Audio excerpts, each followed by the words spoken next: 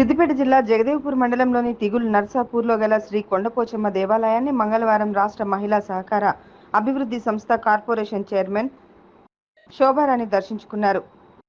ఈ సందర్భంగా ఆలయ అర్చకులు ఆమెకు ఘన స్వాగతం పలికారు. అనంతరం రాష్ట్ర మహిళా సహకార అభివృద్ధి సంస్థ కార్పొరేషన్ చైర్మన్ బండ్ల శోభారాణి అమ్మవారిని దర్శించుకుని ప్రత్యేక పూజలు నిర్వహించారు. అనంతరం ఆలయ నిర్వాహకులు ఆమెకు శాలువాతో సత్కరించి అమ్మవారి తీర్థ ప్రసాదాలను అందించారు.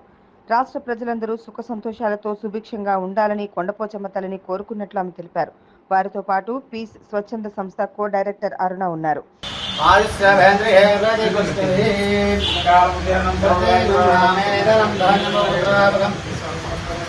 అకాల సమస్త పాపక్షేకరం భావనం శుభం అదశాంతయే